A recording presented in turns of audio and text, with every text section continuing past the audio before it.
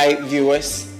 In my kitchen, we do not just limit ourselves to a country or to a flavor or a spice. We're going to combine from Ghana right through the regions. We're going to travel into Africa, and then we're going to enter the diaspora, and we're going to bring you all the spices.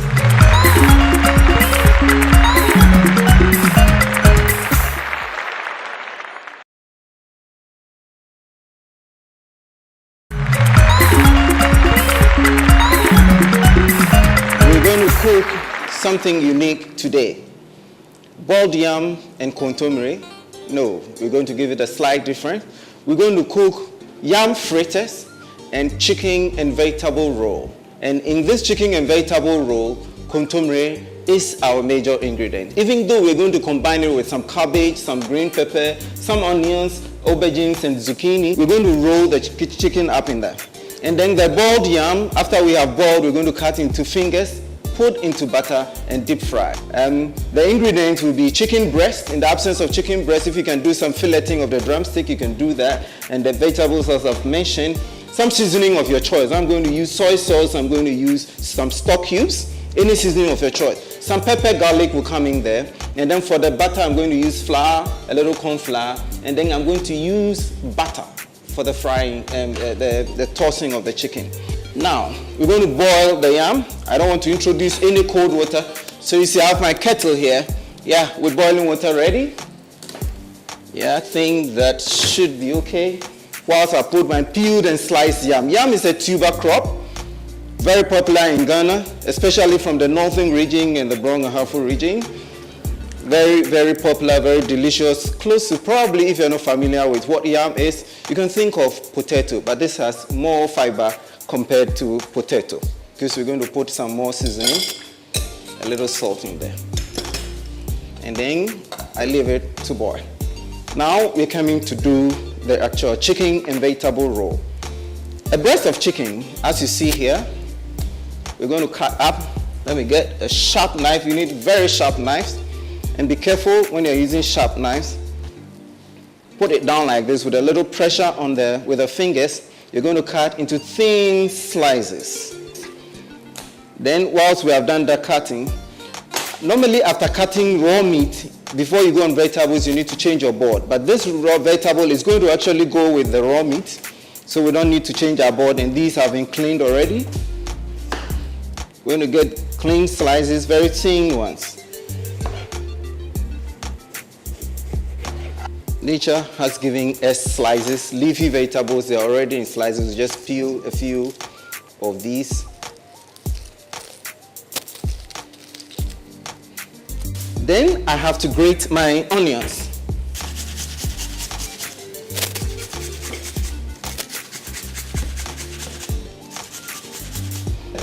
We crush a little garlic.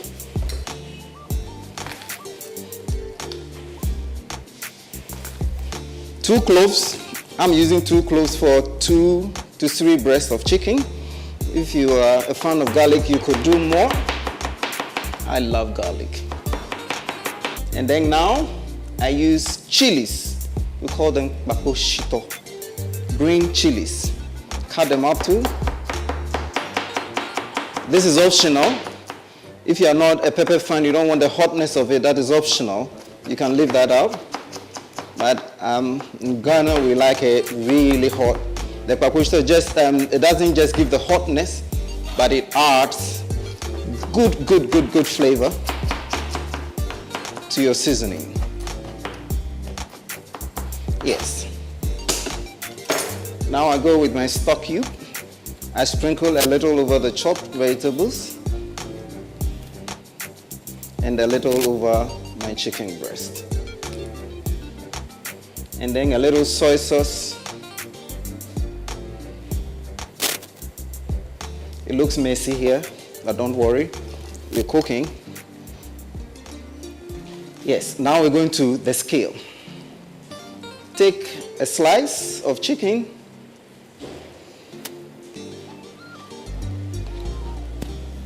Don't forget you need some skewers. I'm using toothpick. A slice of aubergine. A slice of zucchini, some leaves of kontomire, generously. So I want to be so generous with my contomere. And then a few of the cabbage. And then again, the garlic, the onion, and then the papushito, the green chili, will be put on it. Now the skill is here. You're going to roll up the vegetable into the chicken. Roll up the vegetable into the chicken. And then it looks so puffed up. Can you imagine when you have that sitting on your plate, you think you have a big chunk of meat, but what you're doing to yourself is that you're consciously reducing the meat quantity in your meal, and then you are eating vegetable. Now, we heat our pan. In the absence of a wok, you can use a frying pan or any saucepan. I'm just in love with the wok because it makes it easy for me to, that's it. Hey, I am. You know, we gave it very thin slices, so it doesn't take normally a long time to cook. I think our yam is cooked now. You don't need to make it too soft because we're going to slice it. I think at this stage we have to take it off. Yam should be okay. And then we drain the water off. So we open that and allow it to cool whilst we do some other cooking. Let me put it here. A little oil, about 2 tablespoons or 4 dessert spoons full. Whilst it's heating, we are going to put in the chicken when it is very hot. I think our oil is hot now, so all I do is that I throw my chicken in.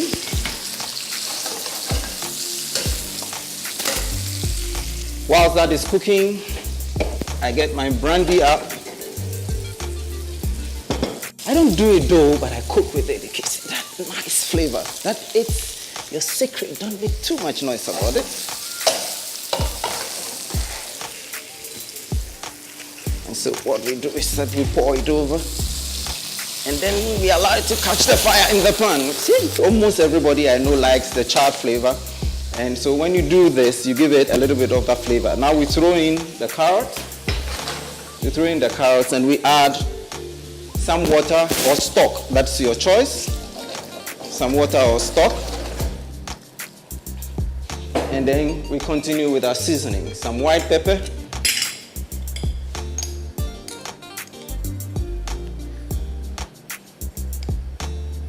Some white pepper.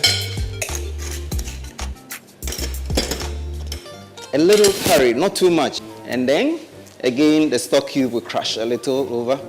In the absence of all these, if you have broth, stock made out of bones, chicken, beef, whatever, now we have to leave this. Let's see.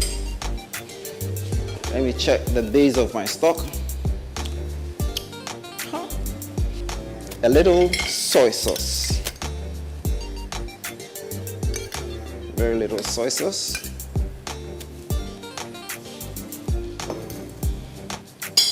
And then we allow it to boil. When it starts boiling, then we're going to go in with a little corn flour and the butter.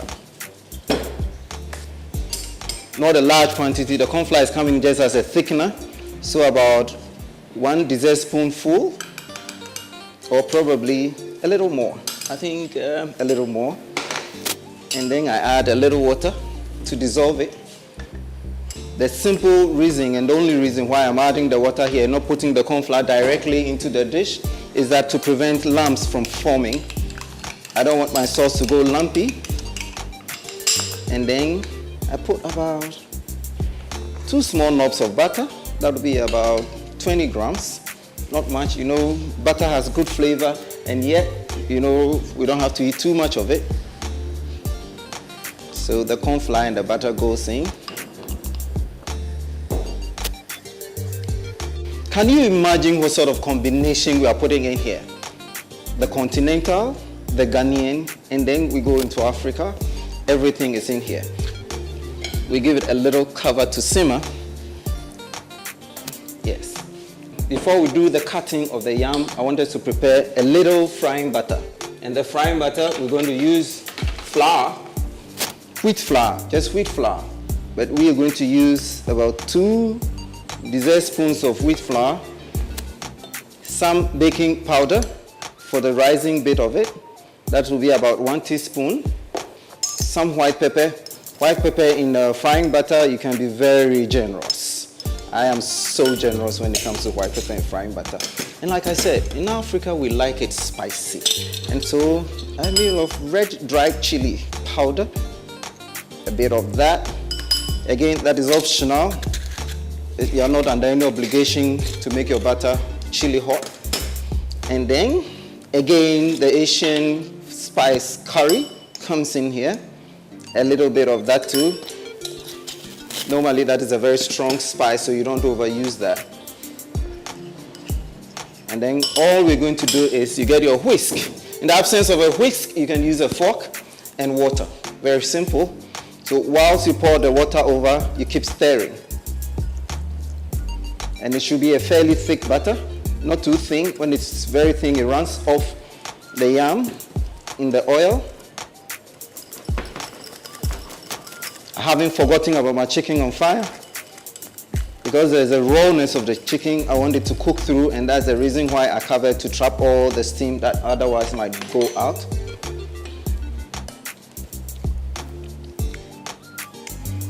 I need a little bit of the salt content, so I'm adding more stock cube. In the absence of that, you can use ordinary salt.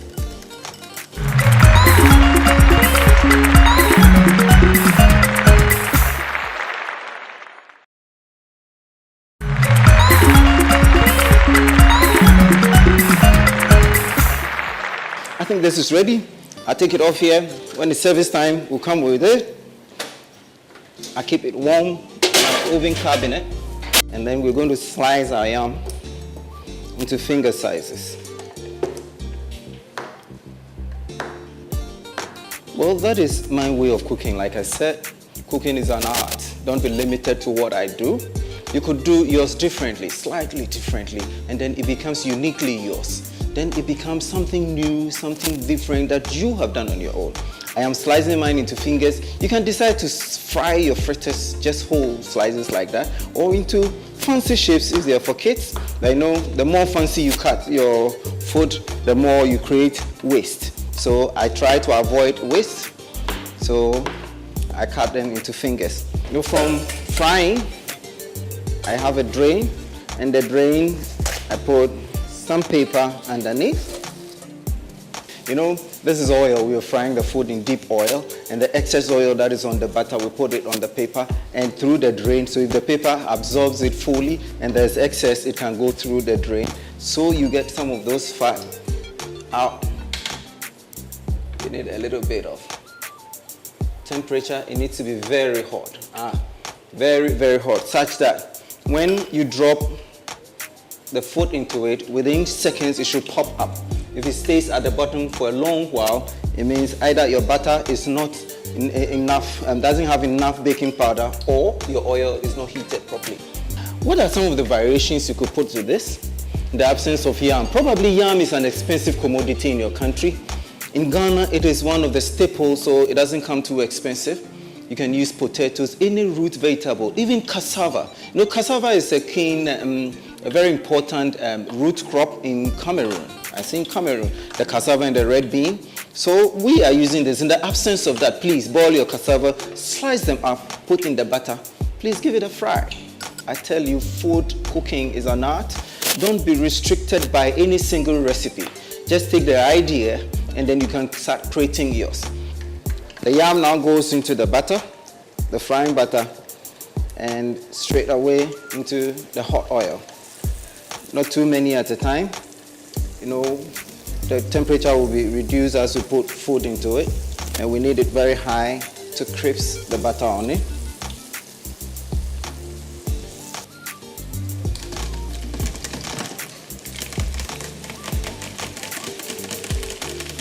And you notice that the basket, the frying basket, was immersed in the oil before I start dropping in. If you hang it and you put it, all the butter will drip away from your fritters. Okay. We should have it fairly brown, light brown, not too dark. Very light brown, probably golden. It looks slightly golden, isn't it? Slightly golden. That's what we should get. Golden is fine. That is how I want it. But again, don't limit yourself to what I do. Mine is to give you the idea, and then you get to create yours and share that with me.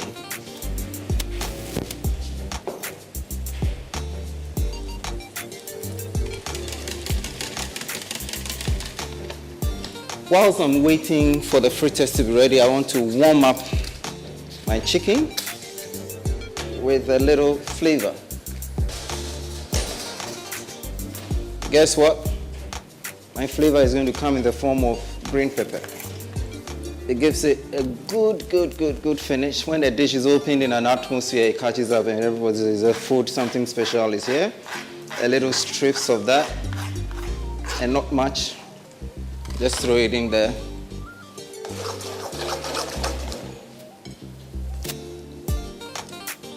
We need some garnish. You know, food is what it looks like and not just what it tastes like. If you have a serrated slicer like I have, you see the serration in there like I have, you get your cucumbers. I just need a few, but I want it, you see, it comes in a slice, one serration like a corrugated thing, but I want it like a net. So when I slice one, I turn it in an angle and slice, and turn it, and then in doing so, I get sort of a net-like look. And this is very simple. You can do it. This corrugated slicer is very common on the market. You can always get it everywhere. But we want just a few for garnishing. So now we have the netted cucumber just to do our garnish of our chicken. Yeah. Yes, I think our fritters should be ready now. We hang it a little to drain. And then we go dishing our food.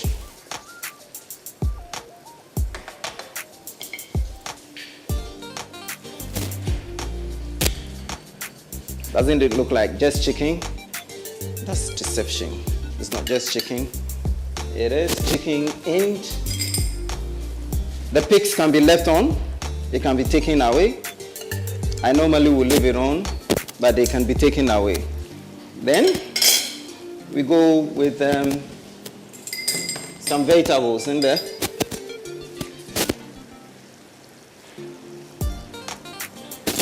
Let me make it simpler for myself.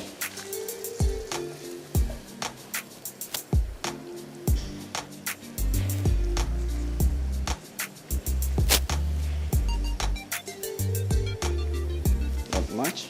A little sauce over the chicken.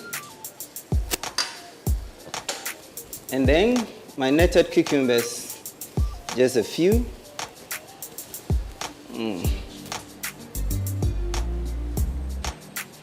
And I think 2 should do. And then I come with my fritters.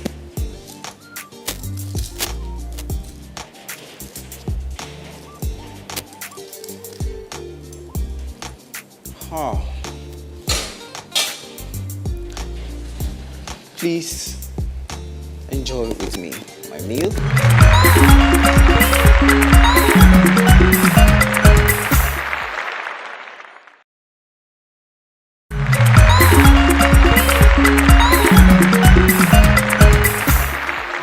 A little oil went into that, a little butter went into that. I don't think I need any more fat, so I go in for milk that is very low in cholesterol, and that is what we're going to use for our fruit salad dressing. We're going to have the milk. So I took the milk from the freezer compartment. It should be almost halfway frozen or very cold. You know, I'm going to make the milk look like ice cream, so I need some lemon juice. In the absence of lemon, you could go for vinegar, you know, milk and acid, but please, edible acids. And then I just start whipping. You see little bubbles in the milk, and then a little lemon juice at a time.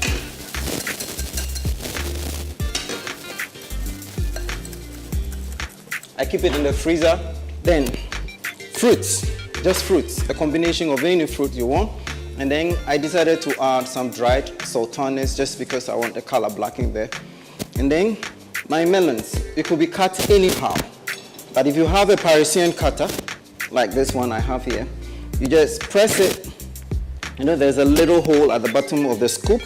Just press it down till all the juices that is trapped in there comes out of that little hole. Then you turn it over and then you get a very good ball. Looks like cherry. The disadvantage with that is that there's a lot of wastage. But for instance, you're preparing a special meal for a very special person. I think if you afford buying a Parisian cutter and then you turn a few balls of melon just for the decoration, I believe that would be great. Just pile them up into a sundae glass or any dessert bowl of your choice. I decided to put my pineapple first, a little pawpaw, some mangoes in there, then some melons. As for fruits, you can eat as much as you want. My dried sultanas.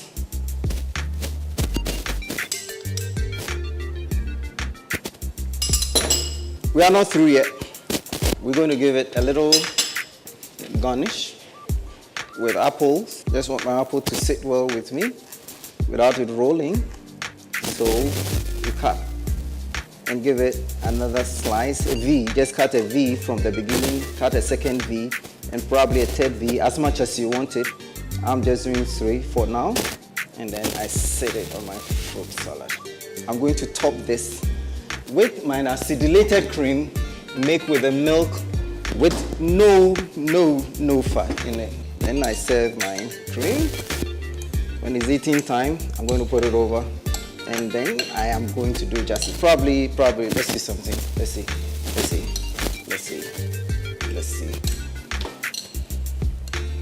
Then I scrape everything out like that.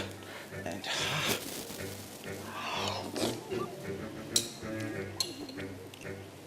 I'll be back.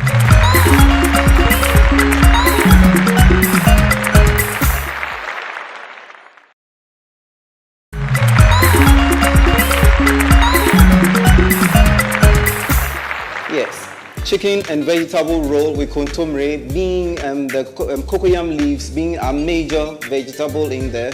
But then, hey, like I said, variety. You can choose any vegetable you so wish. Yam fritters. In the absence of yam, you can have your cassava, your potato, any root vegetable that can do that. Please try it. So putting more variety of fruits into your fruit salad, and then don't forget, you don't need any more fat. Just spoon over your dessert, the fruit, and that's it. Come back to cook with me same time next week. And if you miss any part of the program, you can get it online and everything will be there. See you next week.